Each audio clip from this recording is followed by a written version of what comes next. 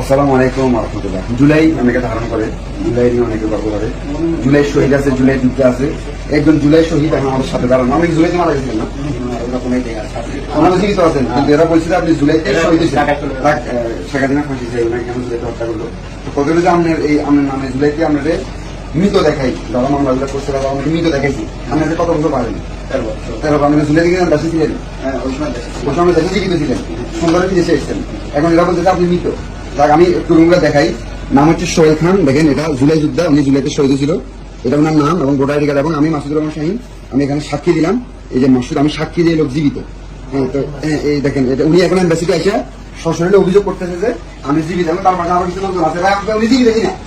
হ্যাঁ, তাহলে যে যারা মৃত বইলা এখন আমরা কিন্তু বিপদে পড়ছেন।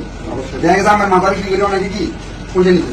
সেই জন্য আমি সরকার দৃষ্টি আকর্ষণ করবো বা প্রশাসন দৃষ্টি আকর্ষণ করবো, এই ধরনের আরো যত ভুয়া মৃত আছে, আরো যত ভুয়া শহীদ আছে, এগুলো তদন্ত করেন, তদন্ত করে আমার ব্যবস্থা নেন। কারণ উনি এখন অভিযোগ করতে পারে আমি তো জীবিত, আমি তখন দেশে ছিল ভাই, কিন্তু উনি প্রবাসী, এখন বিদেশ চলে এসে উনাকে মৃত বলে আপনারা ছাড়াই দিচ্ছেন। হতে পারে এখন এই বিপদে আছে, এর সম্পর্ক দেখা গেছে এখন বেলা ফেলে যাবো।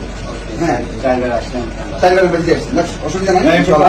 আশা করি আপনি বাস্তবে তো জীবিত আছেন, আশা করি ওনাকে অফিসিয়ালি জীবিত করে দিবেন। উনি মৃত না, উনি জীবিত।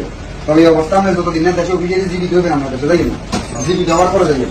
দেখা গেছে যে আপনাকে মৃত প্রমাণ করার জন্য আপনাকে মৃতই হওয়া লাগবে, যেখানে যাই না আপাতত। যখন অফিসিয়ালি জীবিত হইবেন তখন আপনি দেশে যাবেন।